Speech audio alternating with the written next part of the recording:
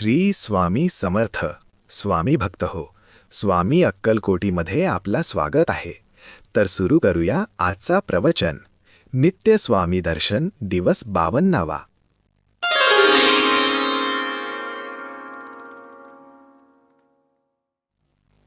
स्वामींना पाहताच सेवेकराला परमानंद झाला. मुलगा झाल्यापासून त्याला स्वामींचे दर्शन खरे तर झाले नव्हते. मुलगा 8 वर्षांचा झाला होता. मुलाला स्वामींच्या चरणांवर घालून स्वामींचे आशीर्वाद घ्यायचे ही इच्छा स्वामी आज प्रकट झाल्यामुळे पूर्ण होणार होती. म्हणून सेवेकराने मुलाला हाक मारायला सुरुवात केली.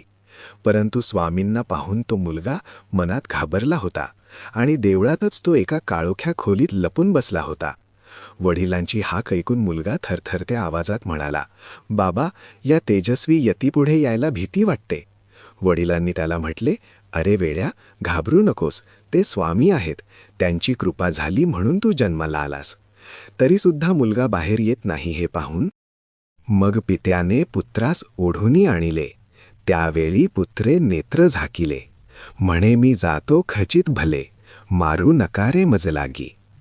वडिलांनी खेचत खेचत मुलाला खोली बाहेर आणले आणि स्वामींच्या चरणांवर त्याला लोटून दिले.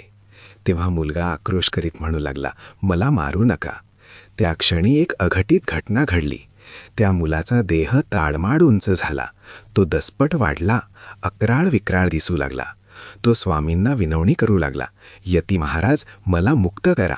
असे म्हणत असताना तो धाडकन स्वामींच्या चरणांशी खाली कोसळला आणि त्याचा प्राण गेला. मुलगा मरून खाली पडला हे पाहून सेवेकरी आणि त्याची पत्नी यांनी टाहू फोडला. स्वामींनी त्या दोघांना प्रथम शांत केले.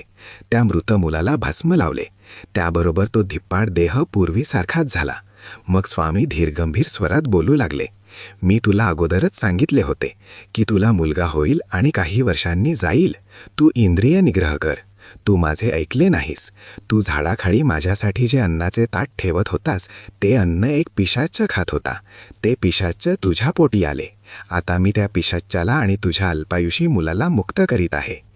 स्वामींचे बोलणे ऐकून सेवेकराच्या डोळ्यातून अश्रू वाहू लागले.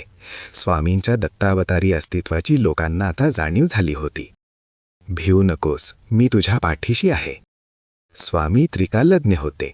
त्यांना सेवेकराच्या पोटी पिशाच्च येणार आहे हे ठाऊक होते. सेवेकराची भक्ती पाहून त्या पिशाच्यापासून सेवेकराची सुटका व्हावी म्हणून अदृश्य झालेले स्वामी 8 वर्षांनी पुन्हा रामेश्वरी प्रकट झाले आणि सर्वांचीच त्यांनी सुटका केली.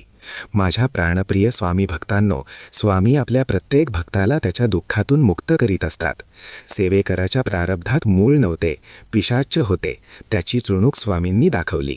म्हणून आपण नेहमी एका विलक्षण श्रद्धेने स्वामींची पूजा करावी आणि त्यांच्याकडून जे संकेत मिळतील त्यांचे प्राणपणाने पालन करावे.